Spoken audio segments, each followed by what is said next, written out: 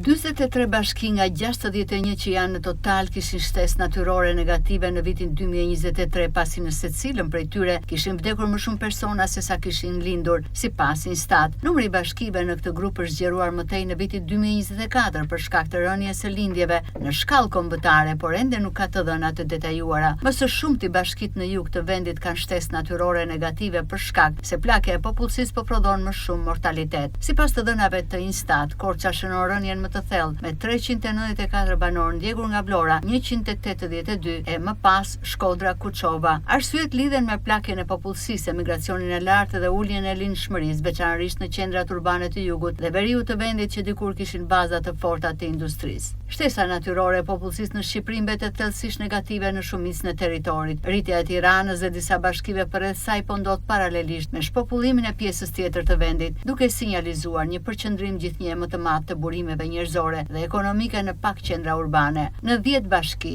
në 7 prej tyre popullsia po të kuret për shkak të plakjes dhe lindshmërisë ulët. Shkaku kryesor e migracionit të rinjve që largon grup moshat riprodhuese nga zonat rurale dhe qytetet e vogla. Nga ana tjetër, plakja e popullsisë rrit numrin e vdekjeve dhe ul lindjet. Kushtet ekonomike dhe mungesa e shërbimeve që nxisin çiftet të kenë më pak fëmijë ose të zhvendosen drejt Tiranës e disa qyteteve të mëdha. Në afat të gjatë ky proces sjell pasoja serioze si mbylljen e shkollave, mungesë të fuqisë punëtore, rënje të konsumit lokal dhe vështirësi për të ofruar shërbime publike, sipas Instat.